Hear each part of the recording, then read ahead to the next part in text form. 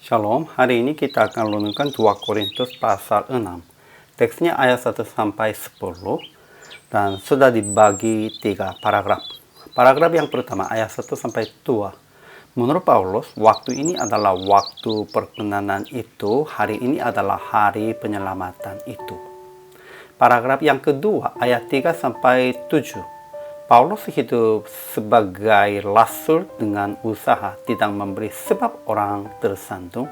Sekalipun dia mengalami penderitaan, dia menahan diri dengan kemurnian hati dalam Roh Kudus, dalam kebenaran Allah.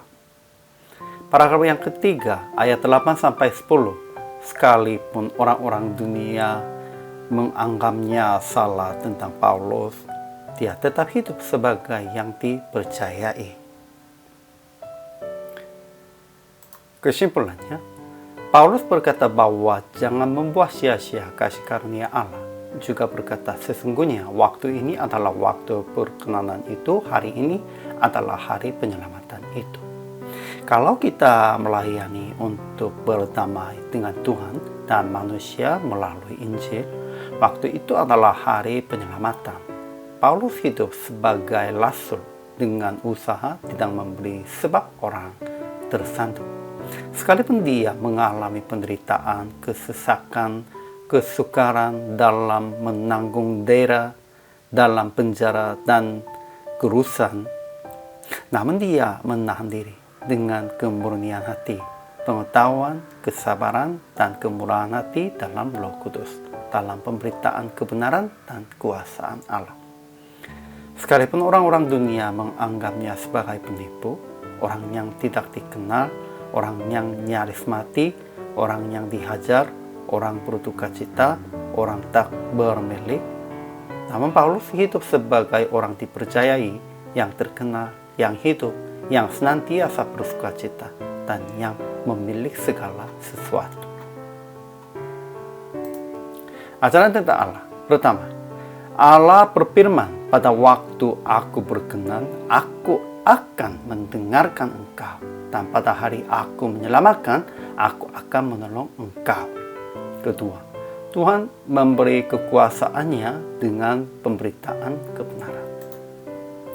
Ajaran tentang manusia. Pertama, Paulus berkata bahwa jangan membuang sia-sia kasih karunia Allah. Juga berkata sesungguhnya waktu ini adalah waktu perkenanan itu. Hari ini adalah hari penyelamatan itu.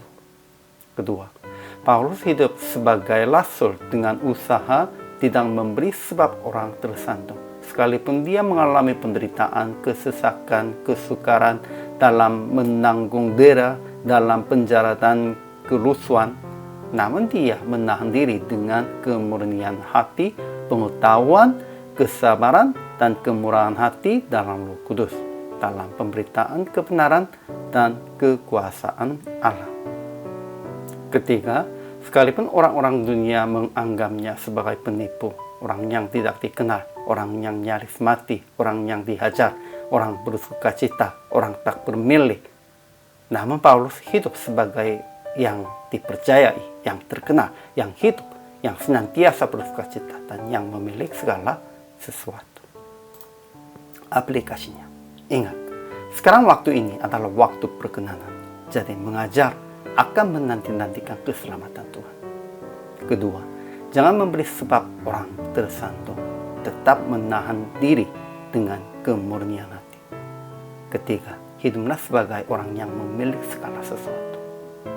Ya, sekarangnya kondisinya pasti tidak baik.